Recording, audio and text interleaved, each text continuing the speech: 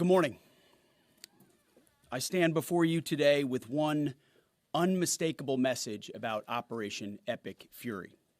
America is winning, decisively, devastatingly, and without mercy.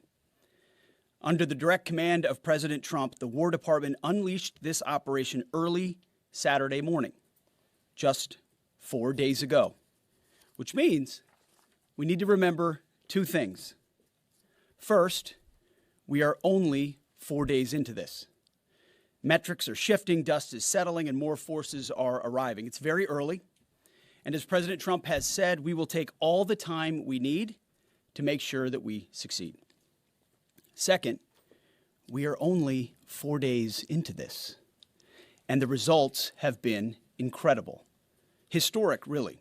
Only the United States of America could lead this, only us.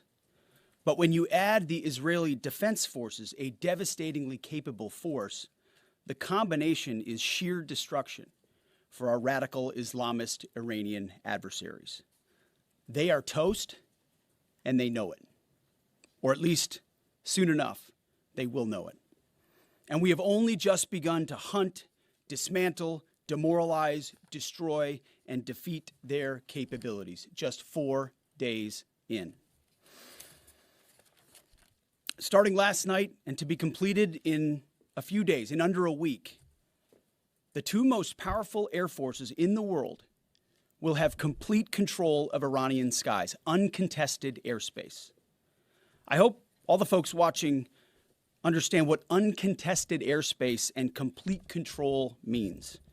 It means we will fly all day, all night, day and night, finding, fixing, and finishing the missiles and defense industrial base of the Iranian military, finding and fixing their leaders and their military leaders, flying over Tehran, flying over Iran, flying over their capital, flying over the IRGC, Iranian leaders looking up and seeing only U.S. and Israeli air power every minute of every day until we decide it's over.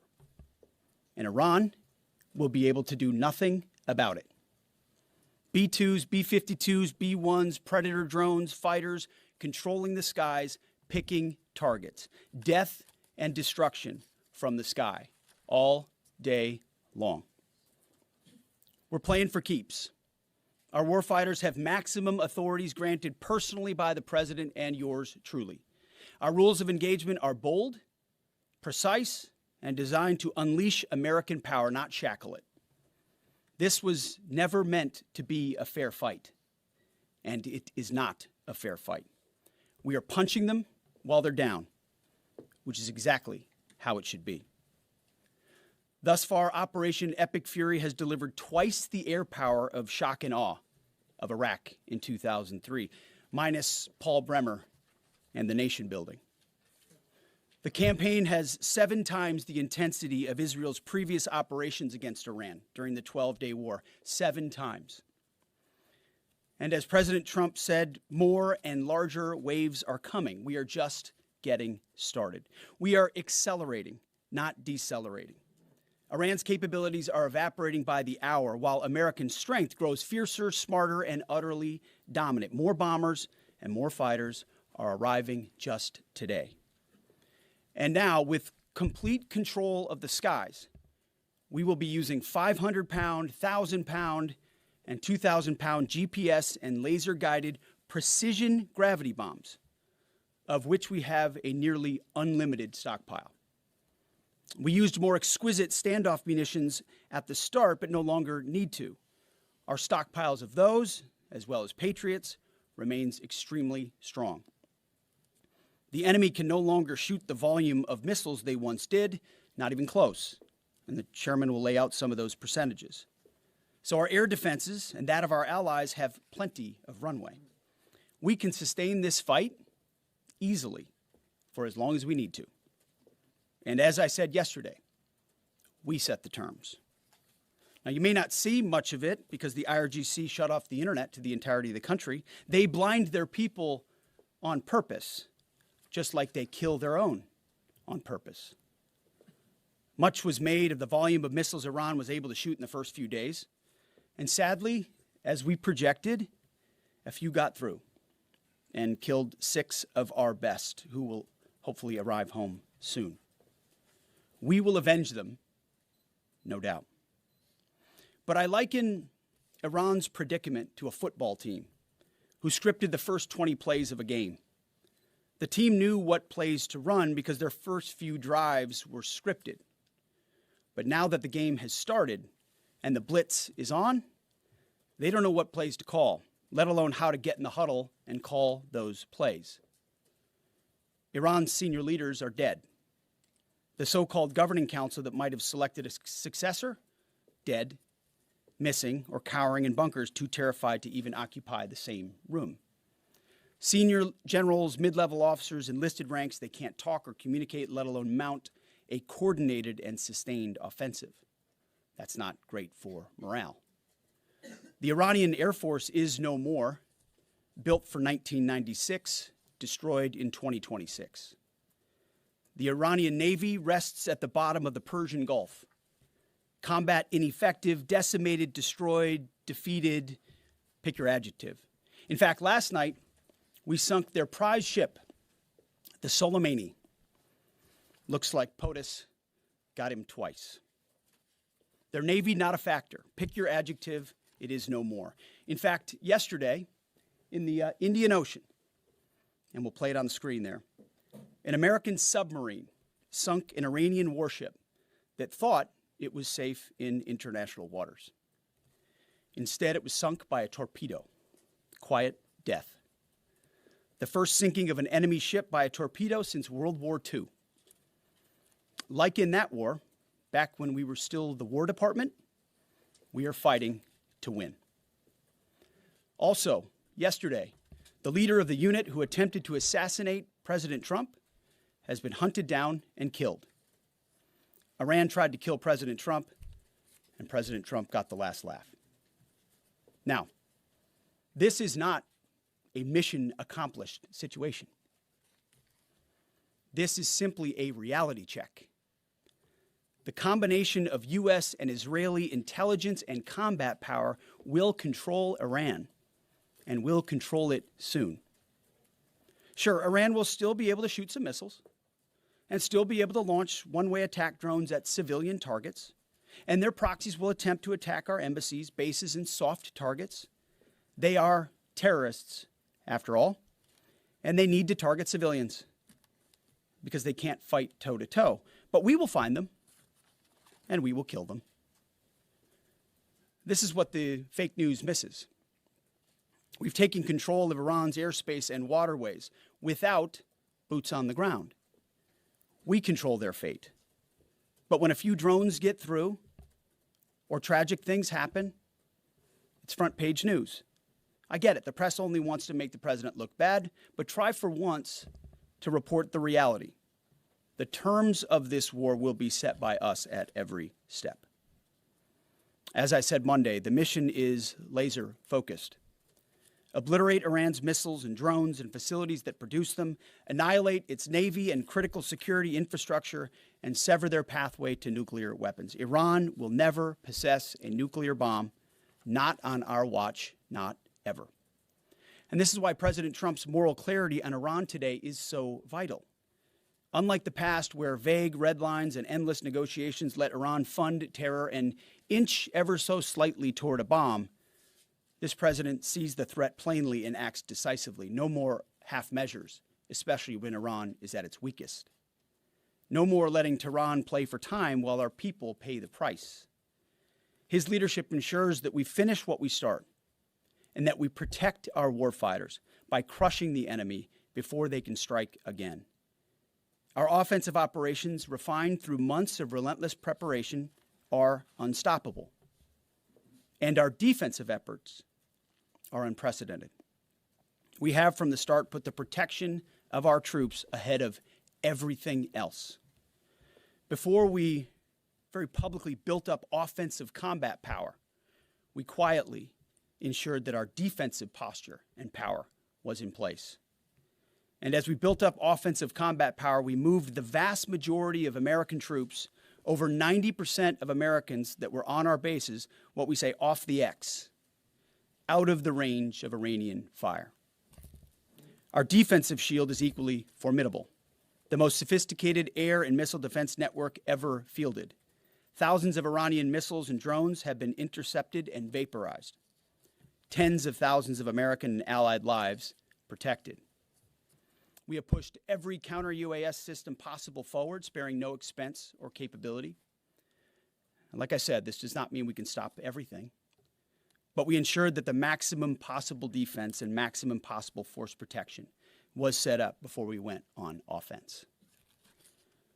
In closing, as President Trump told German Chancellor Merz yesterday, Iran negotiated in bad faith, stalling, scheming, and preparing to strike.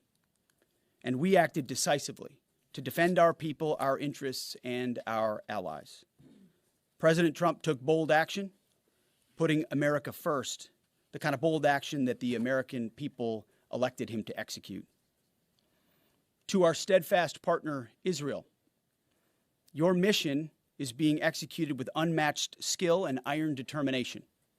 Fighting shoulder to shoulder with such a capable ally is a true force multiplier and a breath of fresh air. We salute your courage and your contribution. 4 days in, we have only just begun to fight. America fights to win, and in Operation Epic Fury, we are. May God's providence cover and protect our troops always. And with that, I turn it over to the chairman. Thank you, Mr. Secretary, and good morning, everyone. Thank you for being here. I'm here today to provide the American people and those of you in this room an update on Operation Epic Fury. First, it's with profound sadness and gratitude that I share the names of 4 of our 6 fallen heroes, all from the 103rd Sustainment Command, U.S. Army Reserves out of Des Moines, Iowa. Captain Cody Cork, Sergeant First Class Noah Tegens, Sergeant First Class Nicole Amore, and Sergeant Declan Cody. To the families of our fallen, we grieve with you today, and we look forward to welcoming your family members home at Dover in the coming days. Out of respect for the other families, we'll withhold the release of their names until next of kin notification is complete. And either myself or Admiral Cooper will release those names as soon as we can ensure that all of those families have been properly notified. To our Gold Star families, to our wounded warriors and their loved ones, we will never forget your sacrifice. Our nation stands with you, and we are eternally grateful for your courage, your resiliency, your devotion to this mission and to our nation. As the Secretary said, we're 4 days in, 103 hours into this campaign. The operation was again launched with clear military objectives designed to dismantle Iran's ability to project power outside of its borders, both today and in the future.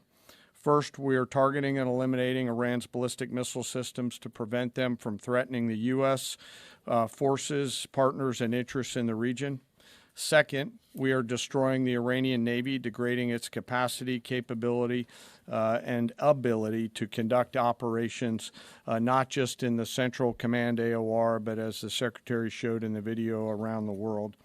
Third, we're ensuring Iran cannot rapidly rebuild or reconstitute its combat capability or combat power, and those phases will begin as the campaign continues. As of this morning, U.S. Central Command is making steady progress. Iran's theater ballistic missile shots fired are down 86% from the first day of fighting, with a 23% decrease just in the last 24 hours. And their one-way attack drone shots are down 73% from the opening days. This progress has allowed CENTCOM to establish localized air superiority across the southern flank of the Iranian coast and penetrate their defenses with overwhelming precision and firepower. We will now begin to expand inland, striking progressively deeper into Iranian territory and creating additional freedom of maneuver for U.S. forces. Let me explain a little bit about how we're thinking about staying ahead of the enemy. First, over the past several weeks, Admiral Cooper and the CENTCOM team have refined their operational approach to the region. Their planners identified key centers of gravity that would allow Iran to project power outside of its borders. They thought about how to isolate critical vulnerabilities and determined where, with precision, the greatest strategic effect could be achieved. As a result of this, CENTCOM is now shifting in day 4 already from large, deliberate strike packages using standoff munitions at range outside an enemy's ability to shoot at us, now into stand-in precision strikes overhead Iran. As the Secretary said, this is a point of munitions transition from standoff munitions to stand-in munitions like Joint Direct Attack munitions, which are GPS-aided free-fall weapons, and other things like Hellfires, etc. This will allow the joint force to deliver significantly increased precision effects on the target. The throttle is coming up, as the Secretary said, as opposed to ramping down. This will allow us to maintain consistent pressure on the adversary over the coming days, disrupt their launch timelines, and impose cost every day around the clock. I know there have been a lot of questions about munitions.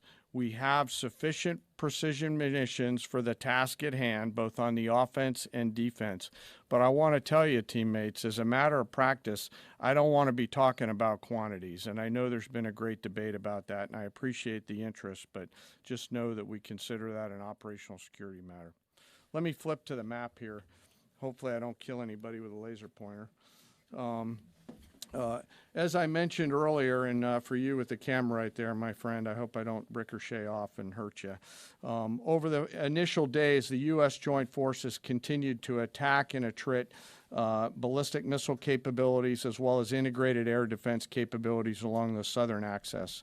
Along the northern axis, Israel and the Israeli Air Force has predominantly been working integrated air defense targets along the northern flank, as well as medium-range ballistic missile capability as well.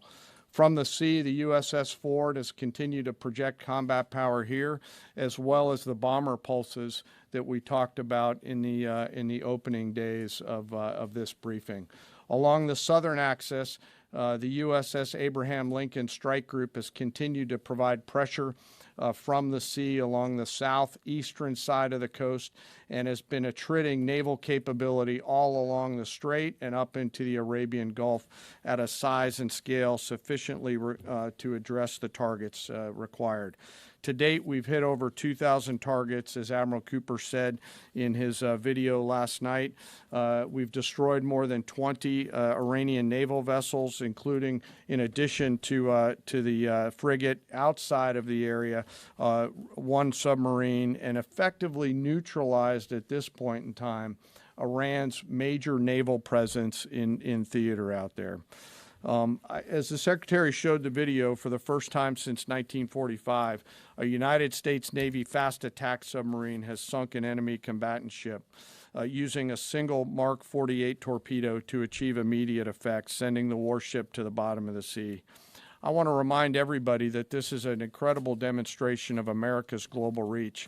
To hunt, find, and kill an out-of-area deployer is something that only the United States can do at this type of scale.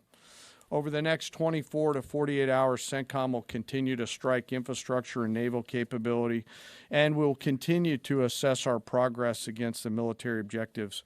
It does take time for us to collect that information and to assess en route. Much of our intelligence, surveillance, and reconnaissance capability is currently hunting and killing ballistic missile launchers and one-way attack capability. We're precise in that assessment, and we call balls and strikes in that assessment. We take that matter seriously. Iran, on the other hand, has been indiscriminate and more imprecise in their attacks. They fired more than 500 ballistic missiles and more than 2,000 drones, striking innocent civilian targets throughout the region. Our partners are answering the call to defend themselves right alongside us. Jordan, Bahrain, Saudi Arabia, the UAE, Qatar, and Kuwait are all defending their people with their own combat capability, with precision and restraint. Jordanian air defense crews recently intercepted a cluster of Iranian one-way attack drones headed to Amman. Bahrain's air defense forces shot down an inbound drone approaching Manama's maritime infrastructure, protecting both their population and critical shipping lanes. Saudi Patriot batteries stopped a salvo of ballistic missiles aimed at energy facilities near Dhahran. The UAE neutralized multiple drones targeting Abu Dhabi's industrial zone, demonstrating speed and precision. And Qatari fighters for the first time have shot down 2 Iranian bombers that were en route to their location. Together, these nations are helping to defend themselves and project power as required against the enemy. We're 100 hours in. It's still very early, as the Secretary said, but the balance is shifting. We've always got to remember that these operations are complex, dangerous, and far from over. Our soldiers, sailors, airmen, Marines, Guardians, and Coast Guardsmen remain in harm's way, and we must be clear-eyed that the risk is still high. This is combat. Let us never forget this.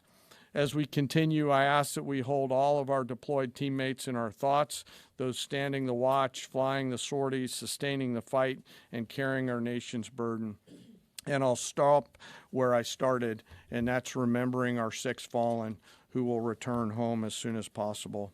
I remain humbled, grateful, inspired by every day the valor and professionalism of our joint force.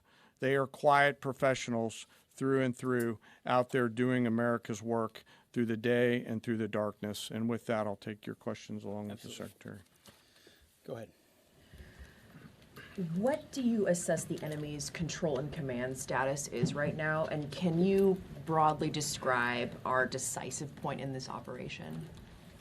Well, I won't describe the decisive point in the operation because that would tell the bad guys what it was. That's a good question, though. I appreciate the question. They're C2 structures in a bad way.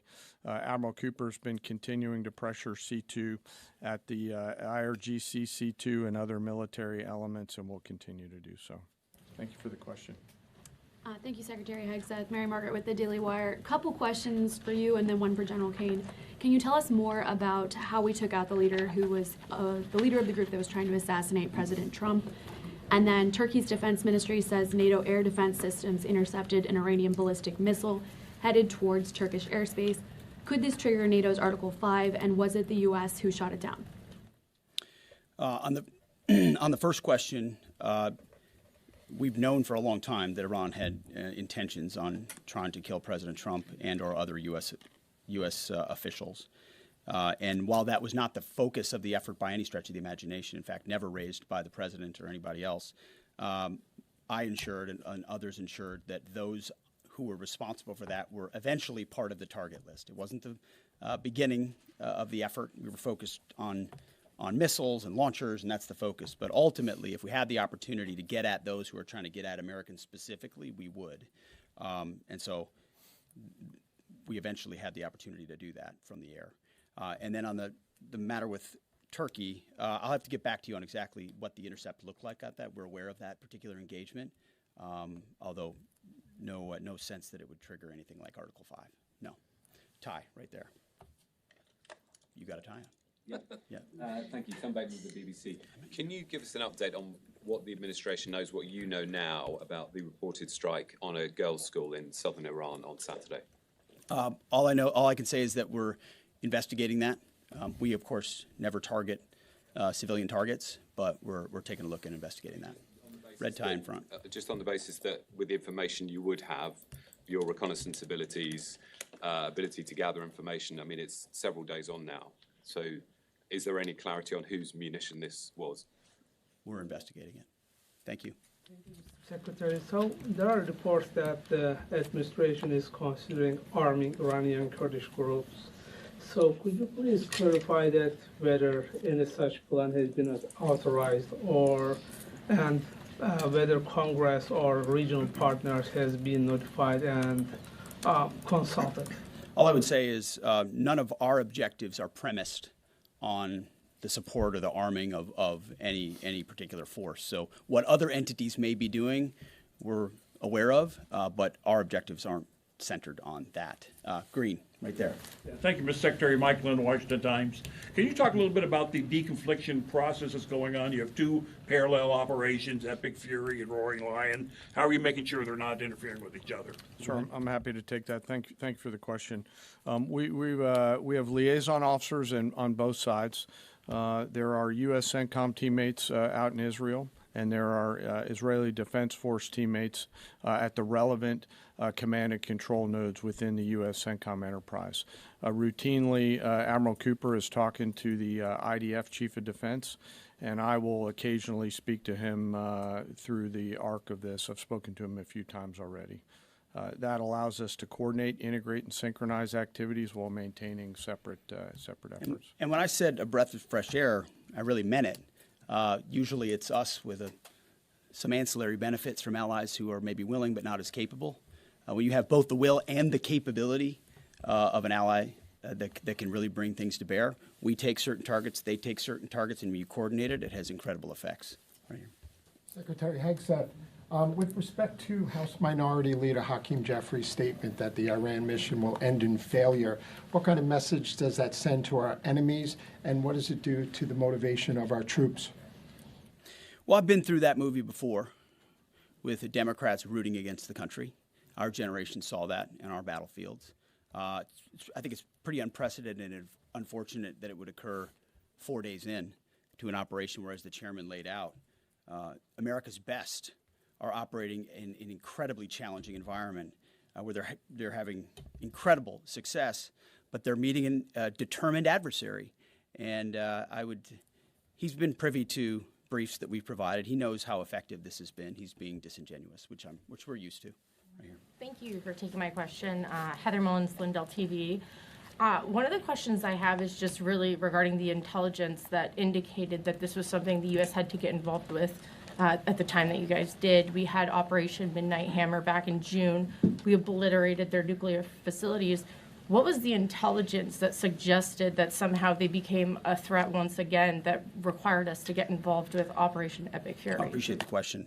The evidence in front of us since the 12-day war was that Iran had no intention of actually negotiating a nuclear deal that truly meant they did not have a pathway to the nuclear bomb. And they had a moment. Jared Kushner and Steve Witkoff, two of the best negotiators in the world, poured into that negotiation, giving them every single possible opportunity to release that ambition, and they didn't. And the intelligence that we saw they didn't intend to do it in good faith, that they had the intentions eventually to get to a place where they could have a conventional shield to block their nuclear capabilities, as I talked about yesterday. So I would separate the what from the when a little bit. The what is they've been killing Americans for 47 years. They have thousands of missiles pointed at us. They have ongoing nuclear ambitions, and they're at the weakest they've ever been. So the when became, in a particular, hey, what makes the most sense to do this to ensure that the narrow objectives we have of ensuring they never have a nuclear weapon have a maximum effect? Yes, right here. Thank you, Secretary Hegseth. I had two questions. First, what is your message to Iran's allies, namely Russia and China, who have called for an immediate end to hostilities? I don't have a message for them, and they're not really a factor here. And our issue is not with them. It's with the nuclear ambitions of Iran. Absolutely. And are any so-called fully autonomous weapons or other AI tools being used in Operation Epic Fury? We've got a lot of autonomous systems or systems drones and others incorporated with smart AI aspects to them, but a lot of which I can't talk about here. Yeah. Yellow, right there. Yes, ma'am. Thank you very much, Mr. Secretary. As you know, China is accusing the United States of invading in Iran, a sovereign nation, and North Korea, which cooperate with Iran on nuclear development, has declared its commitment to protecting Iran. What is the United States' strategic response to this? And I have a second one. How many allies join with the United States to fighting against Iran? Do you have any numbers? Well, I think what you're seeing right now is a response in the region to the belligerence of Iran and the willingness of them to target civilian airports, civilian hotels, civilian locations, civilian oil infrastructure of their Gulf neighbors who would have preferred not to be in conflict, didn't want to, but now realize that this is something that has to be dealt with. So whether it's UAE or Qatar or Bahrain or Kuwait or Saudi, on different levels, they're reaching out to us, whether they're going on offense, which they are, whether they're giving us additional access, basing, and overflight. We're working very closely and collaborating with them. Also on air defenses. The air defense capabilities of those countries are significant, and when combined with ours and we coordinate, it brings simplicity to the shot doctrine, so we make sure we're using less munitions but being more effective with what we shoot at. And as it pertains to other countries, I'll sort of give the same question. They don't really bear on the case of Iran. We're going to deal with Iran's nuclear ambitions, and that'll send plenty of signals in the process. Right there. Purple. Thank you so much. Thank you so much, Mr. Secretary. I have two questions. One question for you and the other question for Mr. Chairman. You ruled out that you are not engaging with the Kurdish forces, Iranian Kurdish forces, to incursion from the Kurdistan region to Iran. But now, and today, Iranian said that under threatening the Kurdistan region, they said clearly if there is any incursion from the Kurdistan region, they will attack all the Kurdistan region and go war with the Kurdistan region. What's your comment on that? And a question for Mr. Chairman, given comments that the U.S. forces might be deployed if necessary, under what specific conditions would you determine that deploying U.S. boots on the ground is necessary, and how would such a decision support and advance your stated strategic goals? Well, I'm not going to comment on U.S. boots on the ground. I think that's a question for policymakers, and I don't make policy, I execute policy. I will say on the question in the back corner about helping Americans get out, first, it's a great opportunity to encourage everybody in the region to go to the State Department and register. Secretary Rubio's been trying to get that word out, and I'd ask you to help us with that, to have folks register. We've also opened up space available seats as C-17s and other airplanes come in to try to help folks get out. But that's really a State Department matter. But to answer your question, that's what we've been doing. Absolutely. Last question right here. Secretary Hegseth, thank you. Reagan Reese with the Daily Caller. You touched on this in your opening remarks, but I'm hoping you could expand on it a bit. It's been reported that Iran might be trying to outlast our ability to intercept their missiles. It sounds like you guys are saying they don't have the ability to do so. Is that the case? Can they outlast us in their ability to do that? Iran cannot outlast us. We're going to ensure through violence of action and our offensive capabilities and our defensive capabilities, as I said, that we set the tone and the tempo of this fight. That's why stories and speculation about different things that try to make it look like we're limited in what we can do, the only limits we have in this is President Trump's desire to achieve specific effects on behalf of the American people. And that's why we don't talk about, you can say 4 weeks, but it could be 6, it could be 8, it could be 3. Ultimately, we set the pace and the tempo. The enemy is off balance, and we're going to keep them off balance. And we know their ability to shoot versus our ability to defend. That difference gets wider and wider every day. Our defense gets better, their offense capabilities diminish. As we are going into ammunitions that we, as we said, have tens of thousands of and can drop unlimited supplies on with even more effects than the standoff missions we have now, which is why when we say the throttle's going up, the throttle's going up, and it's going to stay on high. Thank you all very much. Appreciate it.